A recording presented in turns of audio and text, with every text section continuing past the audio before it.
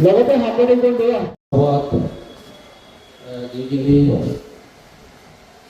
ই rickshaw কেনেকৈ কি ধৰণে চলাব লাগে আৰু ই ৰিক্সাৰ বিষয়ে আমাৰ পৰিবহণ বিভাগৰ বিষয়ববীয়াই সুন্দৰকৈ আপোনালোকক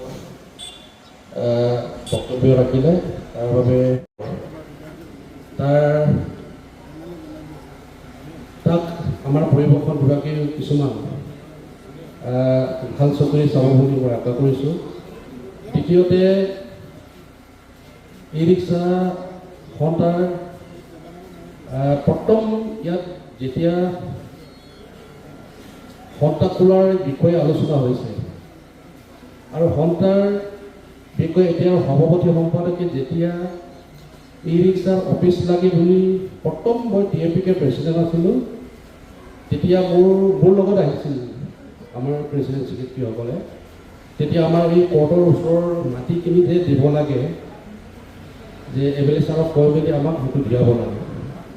তেতিয়াৰ সময়ত মই লগে লগে MLA ছাৰক ফোন কৰিলোঁ, কৰাৰ পিছত ছাৰে ক'লে তেন্তে এই ই ৰিক্সা সন্তাক কেনেকৈ কিদৰে ধৰি মেলি লগত লৈ মেলি কাম কৰিব লাগে সেই বিষয়ে মোক অৱগত কৰাৰ পিছত ই ৰিক্সাক যে এটা অফিচ লাগে, এই অফিচটো আমুক জেগাত বনাব লাগে বুলি প্ৰথম মোৰ লগতে আলোচনা হৈছে। আলোচনা কৰাৰ পিছত মই আমাৰ মাকব মনোজ মিলি তেখেতে দায়িত্ব ল'লে, আমাৰ শৰ্মা ছাৰে দায়িত্ব ল'লে। লোৱাৰ পিছত সদ্যহতে আমাৰ ই ৰিক্সাৰ অফিচ একদম ধুনীয়াকৈ হৈছে।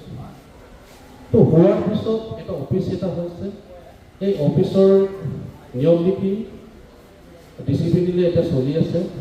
চলাৰ পিছত আমাৰ ই ৰিক্সাৰ সদস্যসকলে কেনেকৈ কি ধৰণে নিজৰ উপাৰ্জন বুলি ভাবি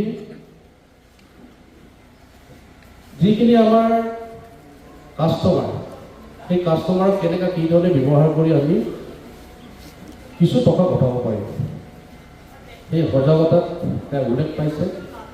আৰু আমাৰ JPM ছাৰে কৈছে যে আপুনি ই ৰিক্সা চলাই এটা মোবাইলটো লৈ মেলি এটা আপোনাৰ লগত যে কিছুমান মানুহৰ জীৱন আছে বুলি কৈছে, সেইটো মষ্ট ইম্পৰ্টেণ্ট, সেইটো ভাবিব লাগিব আপুনি। যদি আপুনি এটা উদাহৰণস্বৰূপে দাৰ্জিলিং আৰু ছিকিমত চাওক, তাত হাজাৰ হাজাৰ গাড়ী চলায় কিন্তু ৰাস্তা টেক, কিন্তু তাৰে পিছত ড্ৰাইভাৰসকলে কেনেকৈ কি ধৰণে ডিচিপ্লিন কৰি গাড়ীবিলাক ধুনীয়াকৈ চলায় সেইটো শিকিব লাগিব।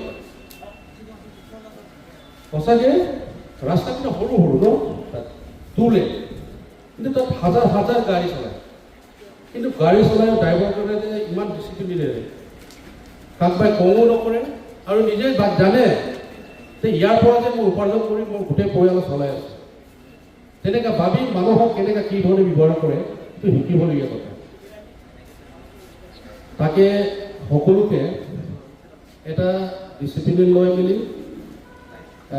ই ৰিক্সা চৰকাৰক যিটো জিলা উপায়ুক্তই যিটো নিৰ্দেশনা দিছে সেই নিৰ্দেশনাৰ মতে আপোনালোকে ভালকৈ চলক আৰু ভালকৈ চলাওক আৰু নিজৰ পৰিয়ালটোক ভালকৈ চলাওক। আৰু দ্বিতীয়তে আমাৰ ছাৰ এটা কথা, আমাৰ ৰাস্তা বুলি ক'লে এই ৰাস্তা এতিয়া আপোনাৰ বাইপাছটো ইফালে বনোৱা হৈছে, মেইন ৰাস্তা এইটোৱেই। এই মেইন ৰাস্তাত আপুনি ইয়াত গাড়ী নচলালে আমাৰ তেনেকুৱা মানে চুটি ফুটি তেনেকুৱা ৰাস্তা নাই, গলি চলি তেনেকুৱা নাই। তো ইয়াত যদি নচলায় বাকীটো তেনেকৈ গলি চলি চলাব পাৰিব নাই? মোৰ এটা মানে প্ৰশ্ন আৰু তাৰমানে ইয়াত গাই ৰাস্তাত যদি এই মেইন ৰাস্তাত যদি নচলায় বাকীখিনি আপুনি লাইন কৰি তেলা যিমানখিনি এৰিয়া আছে তাততো চলাবলৈ টোটেলি তাৰমানে উপায় নাই। তাৰ কাৰণে সেইটোও আপোনালোকে অলপ চাই চিতি, আৰু আমাৰ ইয়াৰ পৰা গ'লে আপোনাৰ মেডিকেল ইফালে আছে, চিভিল মেডিকেল, ইয়াৰ পৰা আপুনি নেপালী তিনিআলিলৈ যাবলগীয়া হয় আৰু গোটেই স্কুল কলেজ ইফালে আছে। তাৰমানে অলপ প্ৰব্লেমটো আছে আমাৰ ইয়াত। তাৰ কাৰণে আপোনালোকে ভালকৈ আমাৰ জোনাইখনক আমাৰ ই ৰিক্সা সন্তাক ভালকৈ চলাব পৰাকৈ বা আমাৰ যিখিনি অসুবিধা এই অসুবিধাখিনি আপোনালোকে ভালকৈ চিন্তা চৰ্চা কৰি চলাব পৰাকৈ কণ্ডিশ্যনটো ৰাখিব বুলি আশা কৰি মোৰ সৰ্বভক্তি